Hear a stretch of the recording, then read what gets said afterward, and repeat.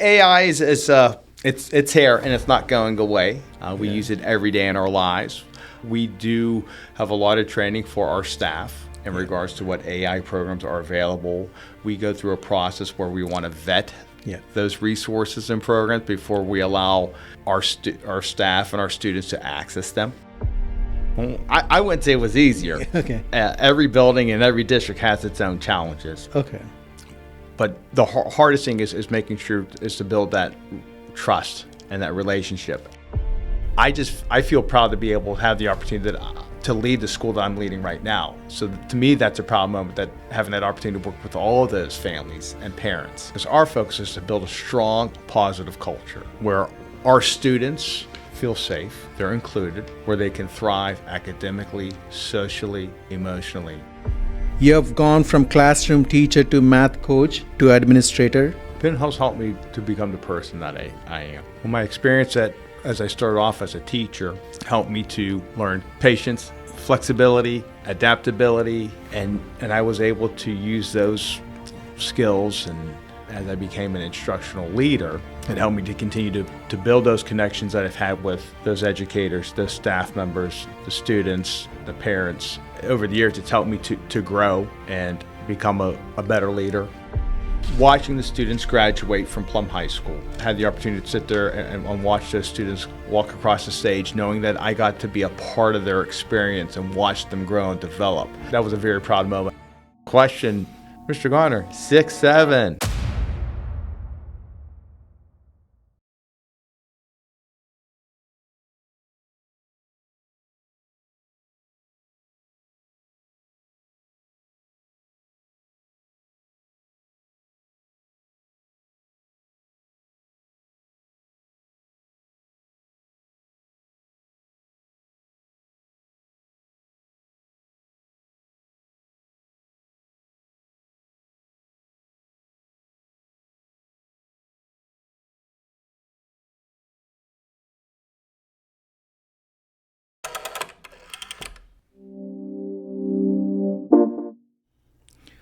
Welcome back to InStar Podcast. I'm your host Naveen.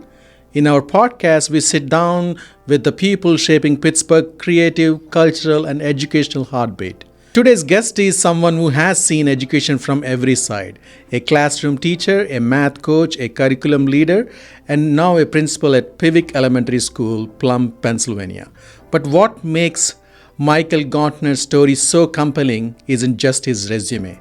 It's the quiet passion that's guided him through nearly 2 decades of shaping minds and school communities. We will talk about what it really means to lead a school, how to balance rigor with compassion, and why every decision comes down to one thing and only one thing: the students. Michael, welcome to have you here. Thank you for having me on the show, Naveen. I really appreciate it. We wanted to dig a little about your story. For those who don't know you, who is Michael Gauntner? And what is this title behind this person? Oh, my background, or just who I am and who Michael Gauntner is I'm a child, one of 9. I grew up with a twin brother, mother and father. I have over 30 nieces and nephews, so I'm an uncle to my nieces and nephew. I've got a beautiful wife, 3 children, someone who enjoys hunting, fishing, activities, just spending time with my family. So, and one who really loves his job, and that's being the building principal at PIVIK Elementary for the Plum Borough School District. We heard a lot of things about you, like how your career changed. You have gone from classroom teacher to math coach to administrator. When you look back, what thread ties all those roles together? Well, my experience as I started off as a teacher helped me to learn patience, flexibility, adaptability, and I was able to use those skills and to help me as I became a math coach and as I became an instructional leader. It helped me to continue to build those connections that I've had with those educators, those staff members, the students, the parents, And so it all comes back together where it's focused on building connections with students, staff, and families. And so over the years, it's helped me to grow and become a better leader, and one who's not just saying this is what's going to take place, what we're doing, but one who starts to listen more, provides those opportunities to empower our staff and our teachers, one who comes with ideas that's going to create opportunities for all of our students. So it's been a long 26 years almost. It's gone pretty quick, but it's been a great journey up to this point so far. I can't wait to see where we continue to go with it. So like 26 years in the Pittsburgh area, right? Correct. Okay. So like when you're maths coach, is it like, are you talking more to like a middle school or high school, or is it like more to the elementary? Oh, okay, so as a math coach, I worked at Pin Hills Elementary School as the math coach for the K12 building. Okay. Then you ever thought like you'll go to like administrator role, or is it something happen accidentally? Well, a position opened up, and I've always wanted to be in that position, have the opportunity to serve in that position, and one opened up at the middle school in the Pin Hills district, so I applied for it, and I just wanted to be able to show everyone that I would be able to do this job, that I had the passion and the drive to do it, and it gave me an opportunity instead of just focusing on just, as a teacher, I was student focused on my small group of students, and as a math coach, I got to expand on a larger group of students, and then as an administrator, I would help to contribute to the success or growth of all of our students. So, yeah, it was a great opportunity.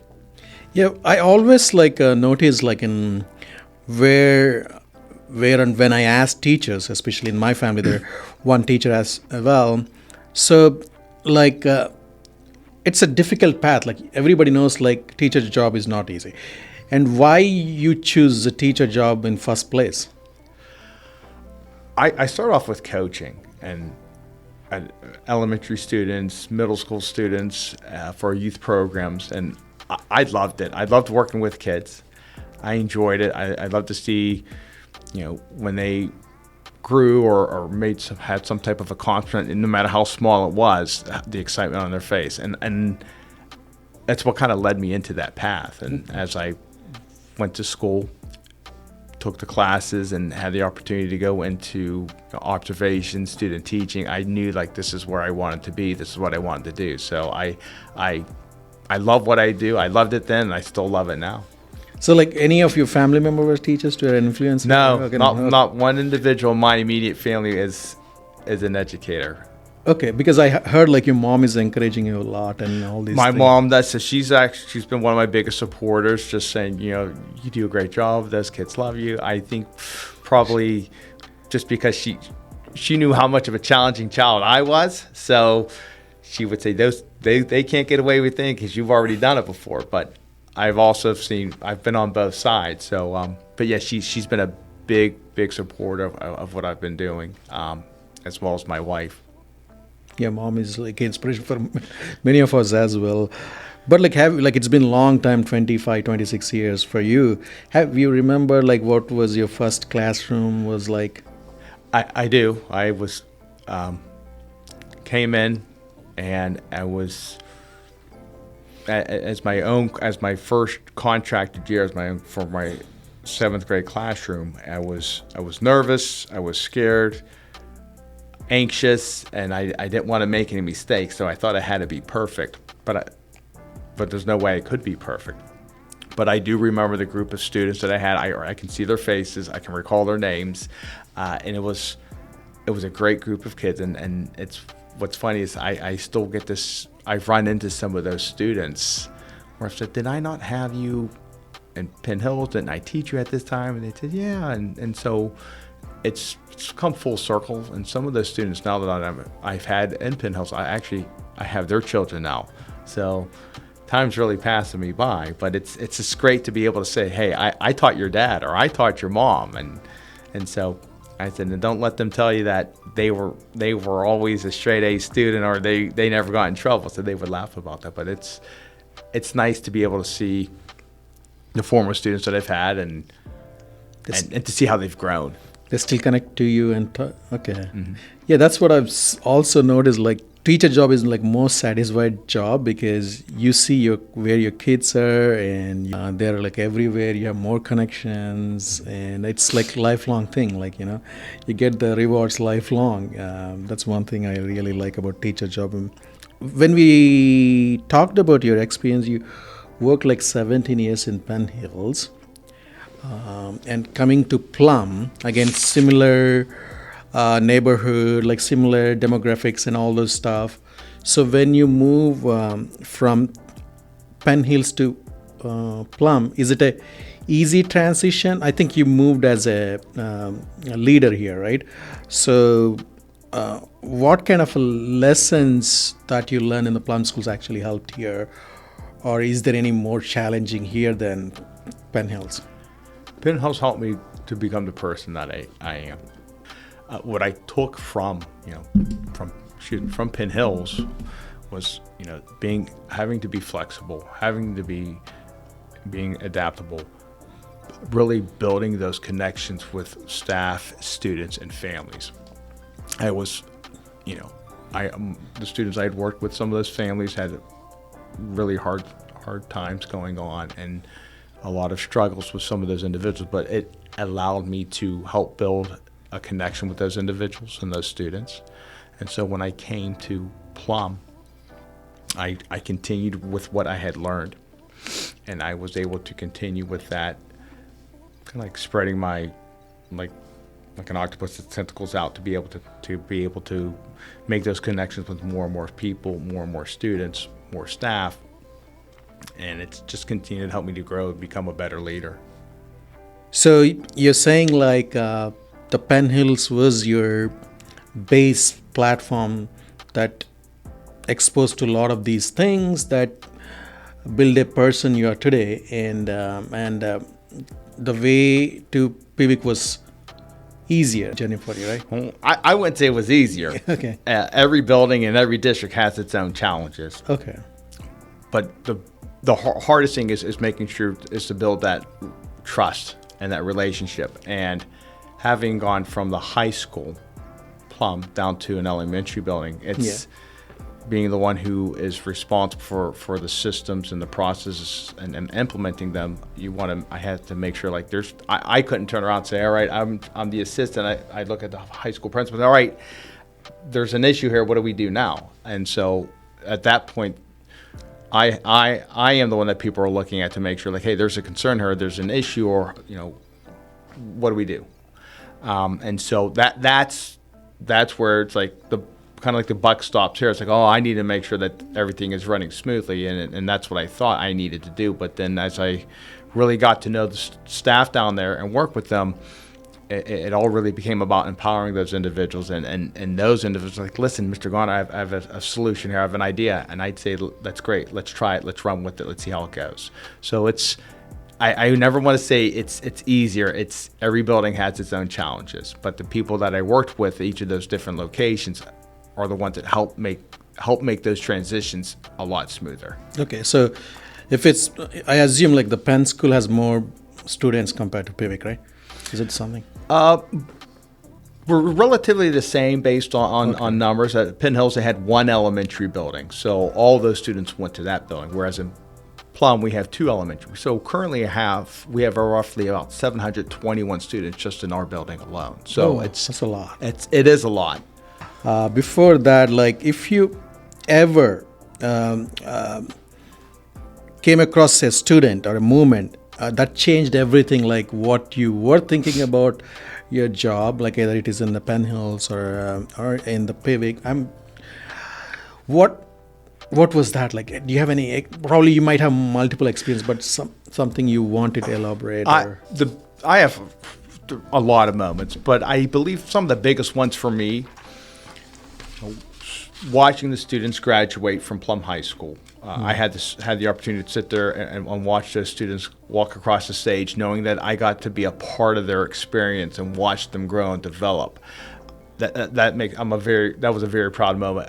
Other proud moments that I have were being within both the school districts I was at, when I would see my students outside the classroom and they would wave and they would smile and they'd come over and say hello, whether I was at a store or a community event, that they wouldn't hesitate to come up and say hello, or the excitement they would see, or meeting with the parents and having an opportunity to have those conversations with them, to know that we have a good relationship, that they trust me enough that they come up, they want to meet with me, they want to speak with me, and outside that school setting. So I feel proud to be able to have the opportunity to lead the school that I'm leading right now. So to me, that's a proud moment, that having that opportunity to work with all of those families and parents. Okay. So, like you're saying, like you had to spend like after school time sometimes just to be addressing those questions, right? Yes, and sometimes they were planned, whether it was a PTO event or it was just an extracurricular activity that I wanted to go watch one of the students' football games. It might have been my own children's event games, and then it just so happens they have an older sibling. My students would have an older sibling playing on the same team, so I got to run into them, whether it was at the high school, the Borough fields. It was, sometimes they were planned events, and sometimes it was unplanned. Interesting. So we heard lots of time, like you talk about culture, curriculum, when parents attend these introductory events. The feel of building these defines a lot of the times, like what principal and the staff is assuring is like, hey, your student is in a good hands, right? And as a principal, you coordinate all these things. It's not an easy job. In this case, in the PIVIK Elementary, where you're a principal, you have a direct authority. What kind of a culture you're trying to build in the school, if not short term and a long term? Our focus is to build a strong, positive culture where our students feel safe, they're included, where they can thrive academically, socially, emotionally, where the teachers can be empowered, where they can be successful in trying different and new things, where our students feel safe, where we will learn from our experiences, and sometimes those experiences are positive experiences, and sometimes we have a negative experience where we can learn from our mistakes. So I want a culture where our students feel comfortable, where our families know that we have open lines of communication, that they can reach out to us, we're going to respond in a timely manner, that we're going to listen, we're going to hear what they have to say. In the end, I just want our community to be, I just want to have a strong, positive culture in our building where all students feel accepted, included, and where they have the opportunity to thrive. That's a great words, Michael. So like it's a bit of challenging, like when you trying to help students what they needed and collaborate with the parents day to day. And I have my personal experience with VO as well. So like how difficult it is, like there could be like since you said like it's more than 700 students, how difficult to get and address these concerns, because there are a lot of children, parents might be asking these questions. How do you get this time for each and everybody? Well, I think we've done an excellent job of meeting the needs of all of our students in regards to academics, social and emotional. We will start to plan out what our needs are, academically, like for placements of our classes. We want to look at the number of staff that we currently have. So we start to plan out that process for the following year. And we'll start that at the second semester. Start looking at what our enrollments numbers look like. Start looking at what the number of sections that we need for each of the different grade levels. And obviously retirements play a part in that. So then we're starting to look for new staff, or we have to hire, replace those positions. But we always want to look at, like, as we build out our schedule, where's the greatest need at for our students. So this happens in the summer, right? Actually, we'll start this in the second semester of school. Okay. So our staff, my staff play a big part in that, with like when parents will reach out to them, like, hey, what's your recommendation? Or, this is the type of student my child is. What are your thoughts? Or, I want to make sure he or she's placed appropriately for next year. and having an open line of communication with our teachers to have with our parents. My teachers know already like the best, most appropriate place for that child because they've been with that student all year. Yeah. So for me to say, hey, I think he or she needs to go in this classroom or with this teacher, that that original teacher is going to be able to say, that homeroom teacher is going to say, hey, I've been with him or her all year. So I think this would be the most appropriate placement based on the student's learning style, the teacher's teaching style. So my teachers have a lot of input when we start to make those placements as we build the schedule for the following year. And so it's also like a delicate balance. We want to make sure it's addressing the needs of those students who require certain services. So we want to address those needs first to make sure we will build that into our schedule, and then we're able to kind of filter down from there to make sure that every classroom teacher has the resource and materials that they need. So prior to the start of the school year, they've already received those resources, and we're not trying to play like catch up. Okay, so like always when it comes to budget, like you're probably responsible for the budget decisions too, right? Mm. So like when there is like a tight decision between like whether all the students get what they're asking for, like their parents are asking for, or so how do you make those decisions because they own the right to like get what they want. At the same time, you have your own limitation and budget constraints. Like for that, like what you want to say to the parents, like as a principal.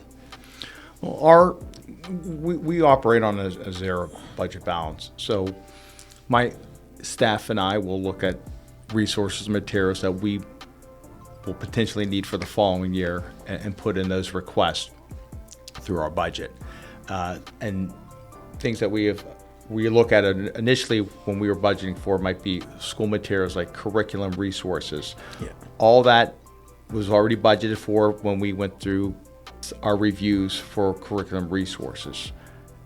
If a student needs certain services or certain supports or certain materials, maybe they need an adaptive equipment, communication devices, those are things that we will work with the family, and we work with an agency like whether it be the AIU, the Allegheny Intermediate Unit, to make sure that we're getting those students the materials or resources, tangible items that they need to be successful.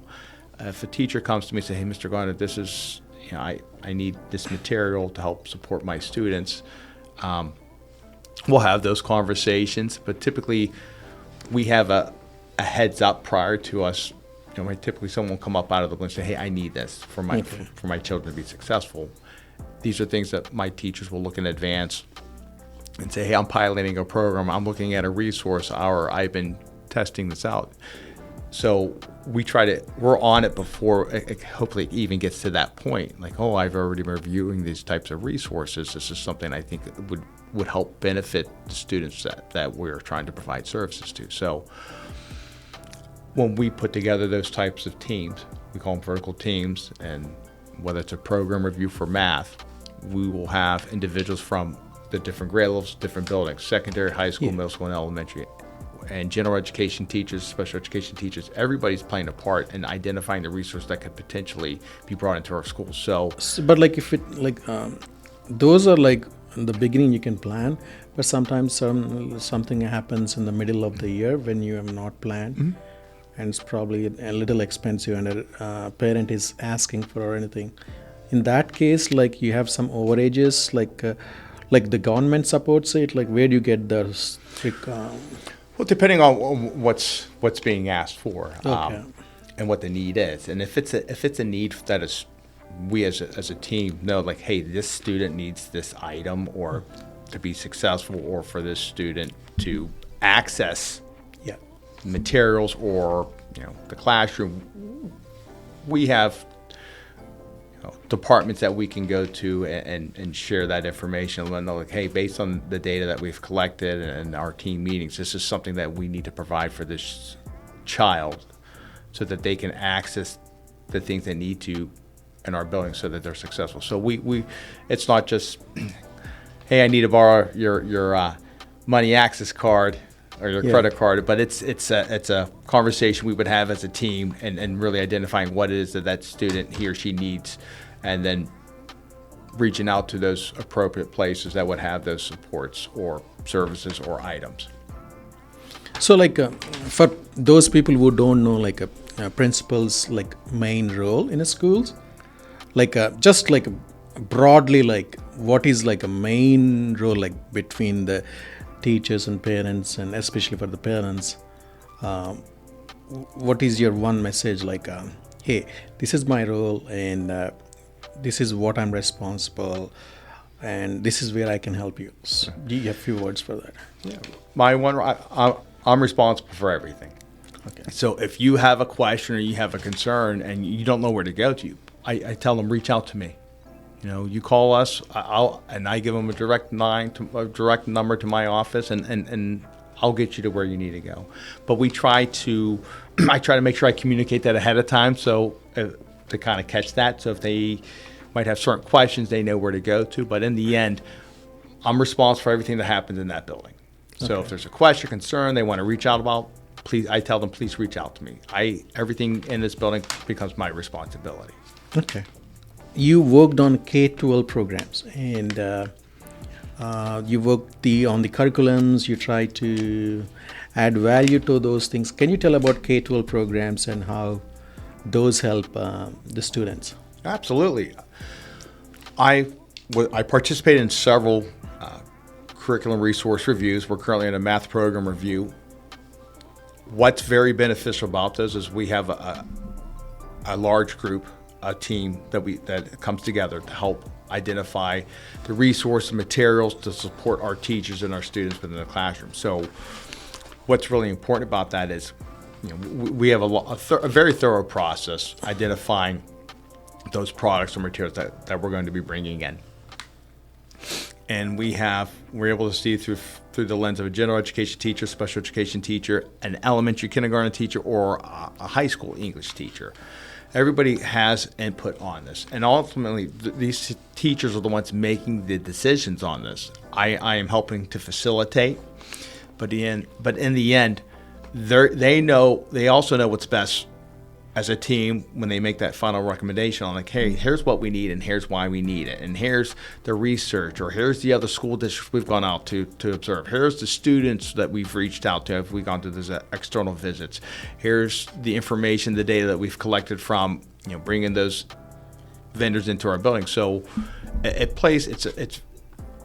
we all follow the same resource review, whether it's science, library, STEM, social studies, ELA, or math. So we follow the same process, and each time the process takes place for the next curriculum review or math program review, it gets refined more and more and more. So we become more efficient each time we implement that. Okay. So that's interesting. So with your experience with the K12, I think other library experience also, I think that's laid a path to your as a leader and a principal, you think? Yeah, and it helped. That was the second committee that I participated on, and yeah, so and that was probably a more in-depth one, just because with the science and the library and STEM, which we include, we almost had 3 resource reviews we were implementing at that time. So there was a lot of ongoing communication, but we wanted to make sure we had the right fit for what we needed and where we were going, what our visions were. We wanted to develop spaces that were collaboration spaces for our students. Our science, we were looking at hands-on materials for our learners, and with our STEM, obviously. We want to see how we can incorporate, obviously that into our especially with our high school, additional programs that maybe we could bring in to provide more opportunities, experiences for our students. Okay. So with all these programs, I heard there are a lot of innovation programs as well coming in. So can you hint about any few programs that probably coming to schools in the future or may come in the future with the AI's making it ways to the schools. Yeah, AI is it's here and it's not going away. We use it every day in our lives. So in regards to some of those types of programs or resources available out there, we do have a lot of training for our staff in regards to what AI programs are available. We go through a process where we want to vet those resources and programs before we allow our staff and our students to access them. We provide training on those. The whole goal with some of the AI programs that we use, and usually they are implemented in like a math class or a reading class. It allows our students and staff to receive immediate feedback, where it's at the elementary level. We're incorporating a lot of that in our math classes. At the secondary level, it's not a tool where we want our students to say, hey, I want you to write this paper for me, but more of helping them to be better writers, and where they may submit their papers or their research. It kind of helps to refine what they've been doing, but it allows those students to reflect on, hey, this is what this done, so that as I go to write my next paper, it's kind of giving me some guidelines and a little bit more support.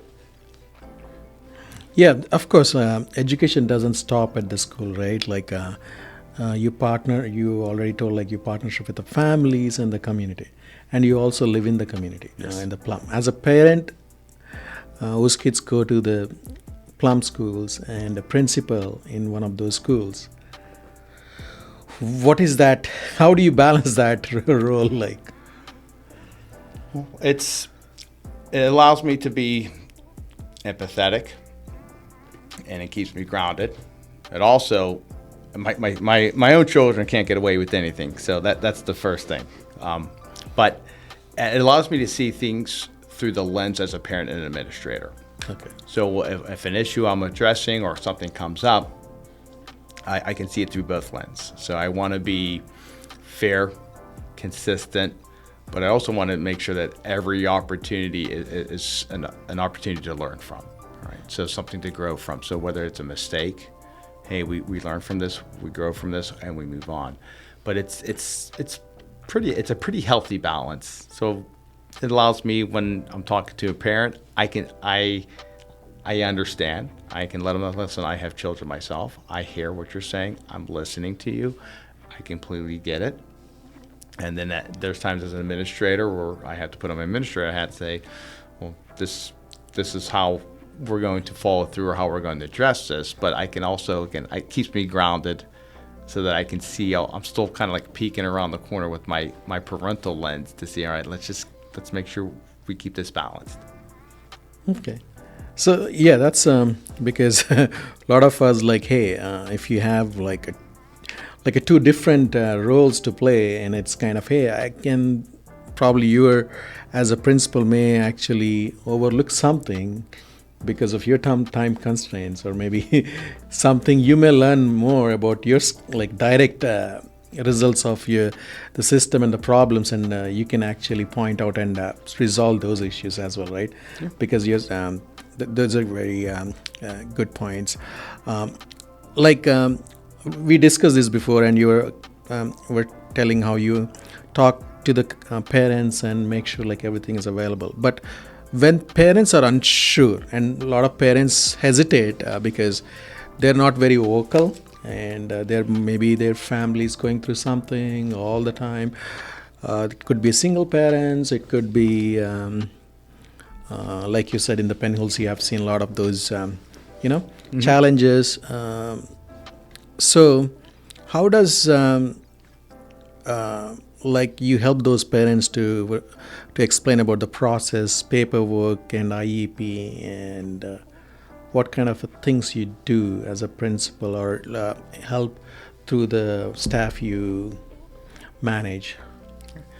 So I want to make sure I answer your question. So if we have students that maybe require, or who have an IEP, an individualized education program, and the parents are just maybe unsure like what that looks like, or what the next steps are. Exactly. And especially for students who are coming into our building as incoming kindergartners, so those children may be participating in early intervention programs. The AIU, Allegheny Intermediate Unit 3, located down the waterfront, is a great program that they provide early interventions for those families. But we also will partner with the AIU, where if we have a student, maybe a parent says, hey, I noticed there's a concern with the communication piece. What we'll do on our end, prior to, we'll say, hey, we're going to make a recommendation. We want to get somebody to come in here and kind of do an observation to see what we can do to help support that student. We encourage our families to reach out to our teachers at any time. If it's a student who currently has an IEP, that we ask, like the teachers, like, hey, please reach out to the case manager. I can assist you, walk you through what their learning goals are, what the SDIs are, or if you have any questions about our process. Our school psychologists are fantastic in regards to if a parent has a question, I can say, hey, I'm going to have our school psychologists reach out to answer some of these questions that you may have in regards to what our process looks like. Okay, so but here, the point is, if parents doesn't know and you identify the issue with the student, something maybe he or she is lagging behind, and parents do not know about that. You bring that to parents. Correct.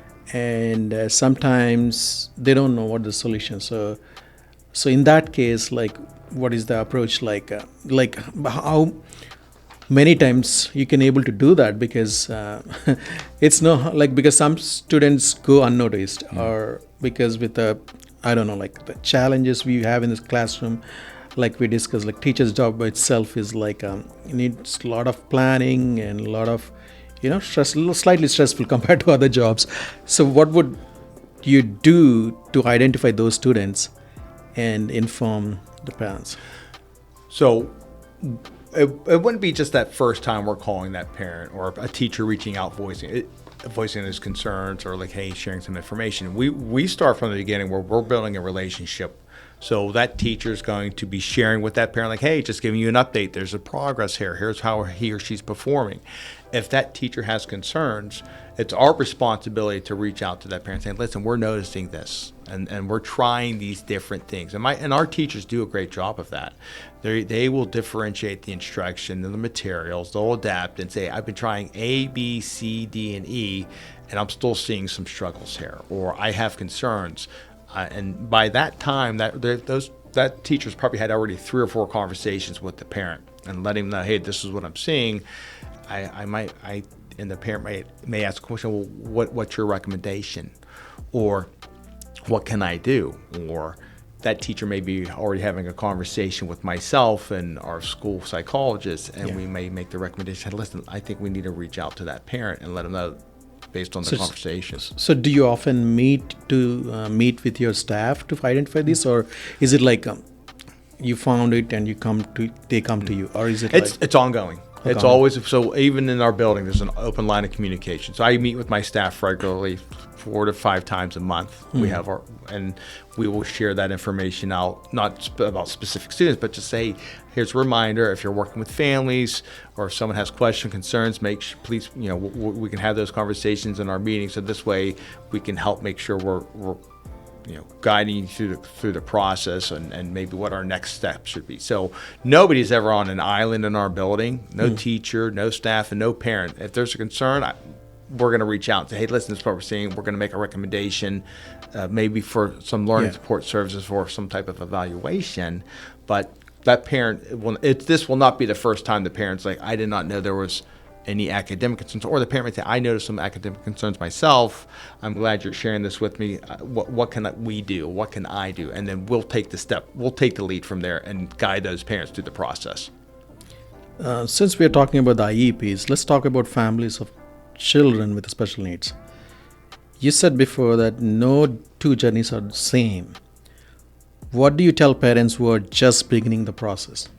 So those parents are not alone, and we're going through this together. We're a partner, and our goal is to make sure that we meet every student where they're at, and that we get every student the support services or supports that they need to be successful. And some families require just a little bit more information. As you said, they may not know where to access that. we're going to provide that for them. And we're going to say, here are some resources. If you're looking externally, if you already have an IEP in place, well, here's some additional resources if this is what you're looking for. If we don't have an answer that the parent asks, we'll find that answer out and we'll help them out. But again, this journey is together. They're not alone. We want to make sure we have the best supports in place for those students to be successful, and no students are alike. So what may be best for you is not going to be best for me. So that's why the IEP is there, and you make Yes. sure, like, okay. So is there any situation, like, throughout your journey, a parent perspective help you to come up with a plan or a decision? Yeah. So what the great thing about our meetings that we have with families, whether it's a parent-teacher conference or if it's an IEP meeting, it's a collaboration. And so I may say, hey, here's my recommendation, or a teacher may say, hey, I'm thinking this. But we also we want to know what's going on. Like, what do you think as a parent? Like, hey, you know your child best. Yeah. So, and they will share, like, hey, we actually do this at home, and we'll ask, like, is there anything that we could try that you're doing? And so, yeah, we do A, B, C, and D. And there's times when we invite families into our building, like, hey, we're trying this. Do you do this, perform this activity another way? And they'll come in and they'll model for us. So it's always changing. So it's not we don't have one right answer. It's a collaboration. So, and we may not always agree on something, but we always say, well, let's try it. Let's see how it goes. And many times we just, the parents say, hey, this is what I'm looking for. This is my focus, or this is our goal.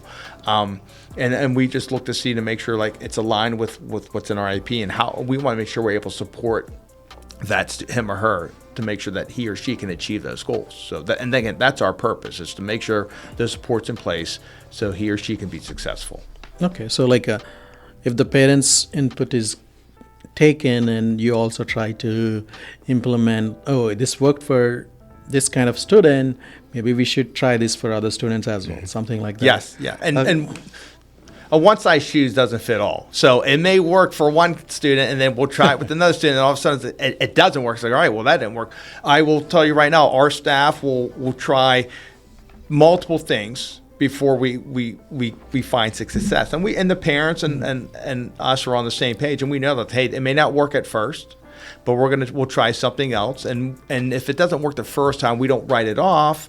We want to make sure we have multiple weeks that we've been given an opportunity to implement. And we also know sometimes things get worse before they get better. Correct. And the parents know that. We know that, and we try to reassure mom, dad, hey, don't worry. Like, yeah, it may get worse. We get it. But like, whether it's a behavior, we'll take care of that, but we'll make sure we're communicating with you. But we don't want to throw this out before I at least give it an opportunity to implement it. And I think we've been very successful. And they're, like you said, sometimes things don't work well, and we're like, all right, let's try plan B.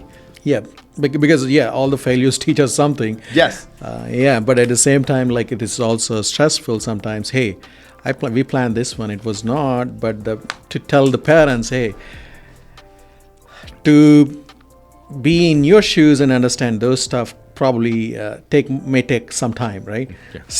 Yeah. So really this speaks a lot about the empathy as a principal you show, and the leadership and the stewardship, and not just like, sometimes it feels like, I have this authority. Like, it also comes with responsibility. In your case, we noticed that, and we had a first-hand experience with many parents and myself as well. That's why we wanted to talk elaborately on these things. Coming to like particularly how you define a success for a student. Is it just an education, or like it's more things involved? What is your definition of a success for a student? So my definition of success. So I don't focus. I look at success as like growth with our students, and that's what I want to see is growth. And if they can find some type of success in a small win, like and they feel confident that they're trying something new, or they take pride in what they're doing, to me that's a win. When our staff are putting themselves out there to try different things, or to attend professional development, or to implement some type of new learning or implement some new activity or instructional practice, and maybe it doesn't go so well, but then they learn from it, and they're all right. I know what I need to do next time. I want to try next time. To me, that's success. Seeing that growth, and it's everywhere. So yeah, like each student, like you said, like has different. Each journey is different. So the success may be different from each student. Yeah. And so like, is there any situation like where like students come to you as well and say like, say like, hey, I want this one, and you try to fulfill that kind of situation like when needed? Yeah, well, students may come to me with an idea or a recommendation, and then I'll sit down with those individuals, but I also want to give them the ability to think this out. So if they want to do some type of, say, a fundraiser, I've met with them and said, all right, well, what are you thinking here, and how do you want to do this? You can't just say we're going to sell this and make a profit. I was like, so what's I want them to build out what this action plan looks like, or what their ultimate goal is. Yeah. So, sometimes it takes us a little bit longer to get to that success or to show that growth. But I have another group of students right now, which is they were looking to put together a garden, and I said that's great. So I said, how do you want to do this? And so I've got a couple of students that have said, Mr. Gauntner, I didn't forget about it. Here's my picture. I go, that's great. So what's that going to entail? Where are we going to put this? How much light is this going to need? So I want them to be those critical thinkers. I want to guide them, but we're still working on that one. That one's not done yet. So that's one of our plans here. Yeah, that's I think how you actually get into their vision of seeing things and all those stuff. So interesting story there. Also, we heard about another story on a lighter note. It came in a Tribune Live about the Iron Man button that you put it on your badge or something while attending an interview or something. Can you tell us about that? So I love Marvel Comics and DC Comics, and I love the movies, and I had commented to one of the students who had the button. I was like, man, I love Iron Man too. And we started to talk about some of our favorite characters, and this was in the elementary building. And next thing you know, I was given the button. I go, no, this is yours. He goes, no, Mr. Gauntner, I want you to have this. And I thought it was really cool because we have a connection there. He's 9 and I'm in my age, and it shows that we can still have something in common here and have a connection, just like I did when I was at the high school. So I loved it, and so I kind of wore it until I had it all the time, and it kind of fell apart. But it was a reminder that having a great connection with the students in the building, we have more in common than we think we do. Yeah, that's like connecting them closely than think like you're one among them, and make them come to you as well. So there are a lot of reflections, but what is that moment in your career that made you proud in a quite personal way? I was teaching a particular math lesson and over and over and over again, and by the time I got to the third day, it went incredibly smooth, and I felt at one point every student knew exactly what they were doing, and I stopped at myself and go, oh my gosh, this is what teaching is. I felt really good about it because I felt like they learned it and they knew how to apply it, and that's when I mean it's small, but that's when I knew oh, it's all worth it. It's like when you play golf, right? One good hit and you don't make any other good hits, but that was worth it. Well, I feel good, a proud dad, even though it was just a small moment there, a small blip. I was proud. I felt great about it. So if you were to say in the elementary school classes, how much balance is there between academics and also a sports and other activities? Is there a percentage that a school makes sure, or is it something randomly planned? How that? Do you mean like academics and sports, or Like, yeah, like if recess time and all those stuff, how that is planned. Yeah. So that's we have that planned out like as we build out our schedule for each year. And each year the schedule has to be changed, obviously to meet the needs of our students. But so we try to incorporate, especially with our primary grades, with our elementary or recess time, that we want to have multiple transitions out throughout the day especially for our first and second graders, where they come in, they're receiving some academic instruction, and then they have lunch. And then they come back, they have academic instruction, and then they have a recess. Academic instruction, they have their specials, which gym, library, and then they come back for the academic instruction. So it's actually, we're very deliberate by breaking that up. And being such a larger building, it's hard to be able to say, hey, everyone's going to have recess at this time, everyone's going to have gym at this time, just because one grade level might have 7 sections. I can't have 7 specials taking place at the same time. But we're very conscientious about how we built that out for our students.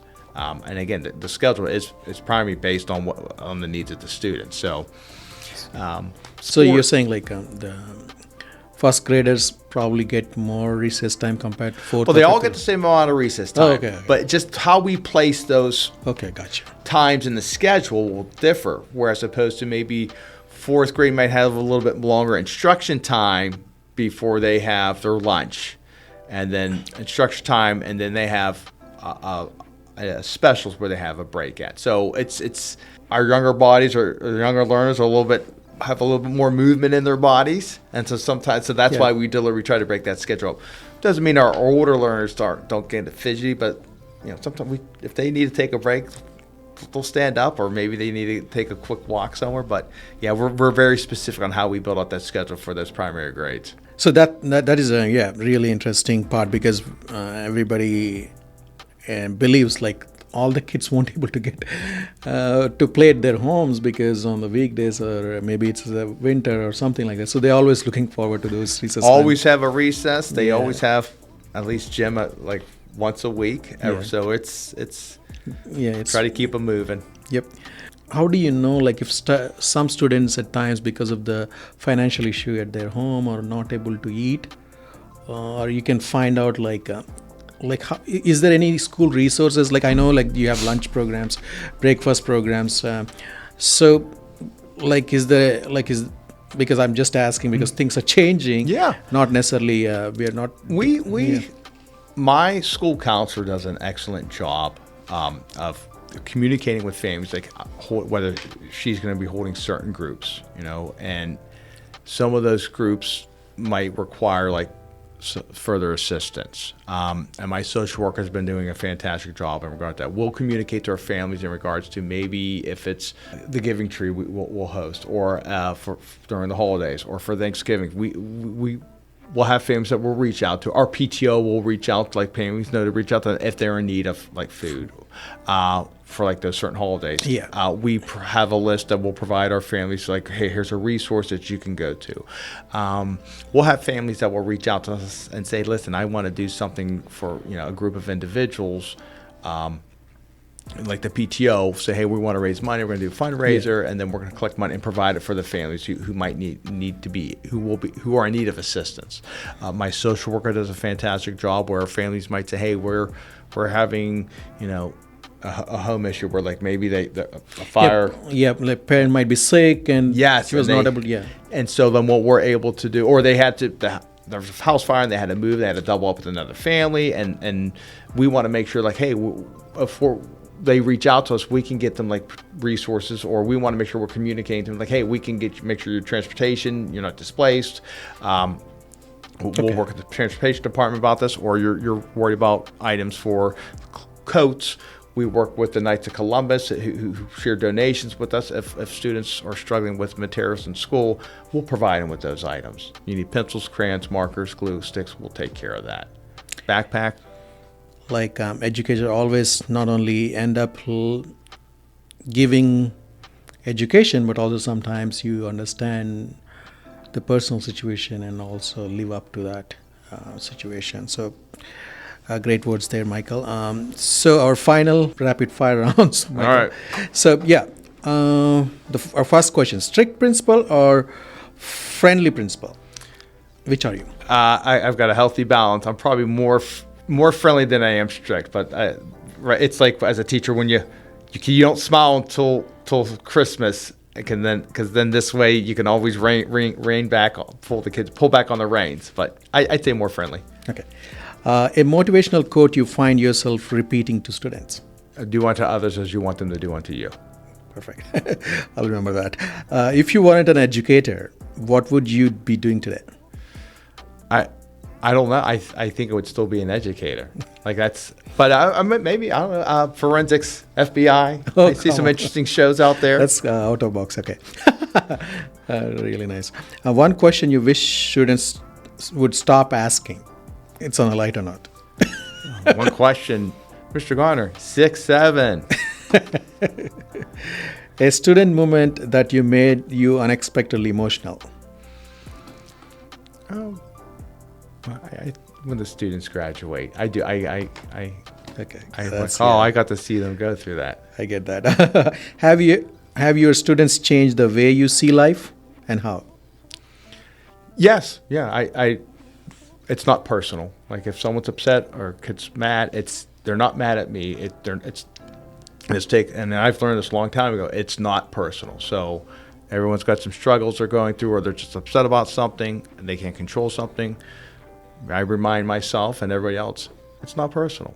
We'll help you get through this. What's one change you see in this generation that gives you hope?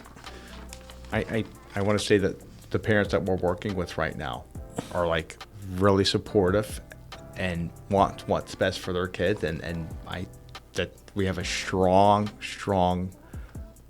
culture and connection with our families right now. So it's just and they trust us with their students, and I believe our students really believe like what we're doing is believe that we're there for them. So it gives me a lot of hope.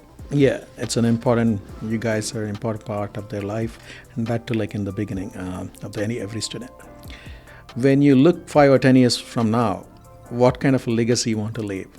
I want people to be able to say, Michael Gauntner was a good person, a trustworthy person, someone who had great relationships with his students and staff. Or I want students to be able to say, I remember him, he was such a good person, or he always gave me the benefit of the doubt, or he always gave me another opportunity. And I want parents to be able to say, my staff's like, hey, he trusted us, he believed in us, and he was always open and available. Michael Gauntner, principal at PIVIK Elementary School, thank you for sharing your story, your insights, and your heart with us. And to our listeners, remember, education isn't just about what we learn, but who we become in the process. I am Naveen, and this is InStar Podcast, where we share the stories that move Pittsburgh. We will see you next time with another personality. Please like, share, subscribe to our channel, and write to us with your feedback. Thank you for your time with us today.